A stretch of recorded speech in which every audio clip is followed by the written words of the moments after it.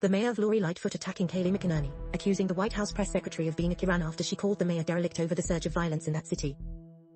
Here is McEnany responding on Water's World that airs this weekend. I'm very upset about the violence in the streets of her city.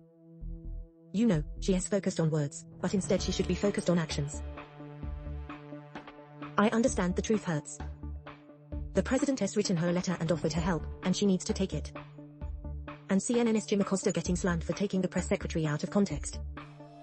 Acosta climbed back and he said that the science should not stand in the way of reopening schools. But here is what really happened. The science should not stand in the way of this. And as Dr. Scott Atlas said, I thought this was a good quote. Of course we can do it. Everyone else in the Western world are poor. Nations are doing it.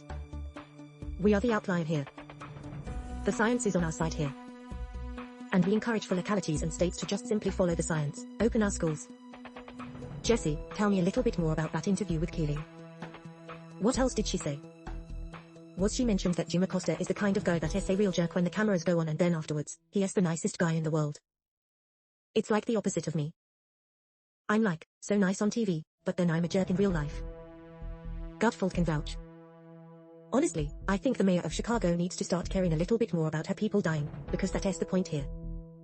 It's funny how a lot of these liberal mayors were begging the president for all this federal aid during the pandemic.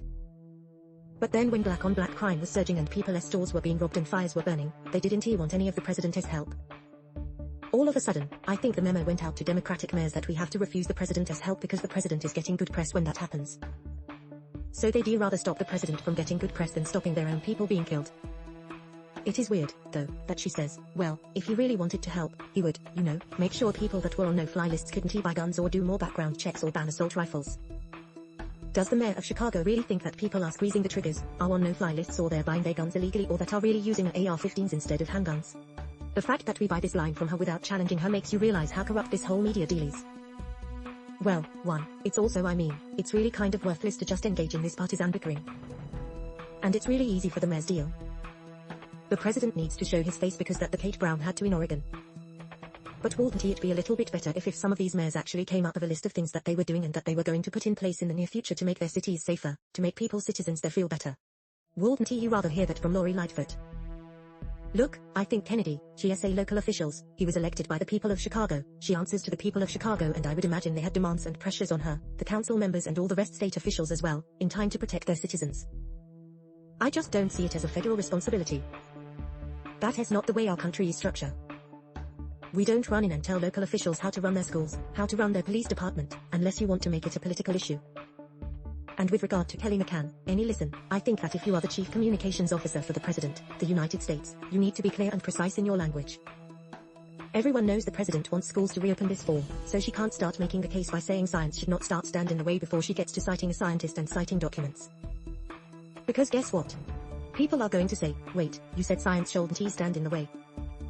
And then she says, you took me out of context. No, I think she was not clear. She was not precise. And Jim, a computer or co-worker, Jake Tapper, said that he unfairly took her out of context. And by the time he tweeted out a correction, he had already gotten 30,000 likes on that tweet. So that part of it is dishonest. And there are teachers. No, I think that there are scientists, there are doctors, there are parents. There are kids who want schools to open. So she is not alone. And that is not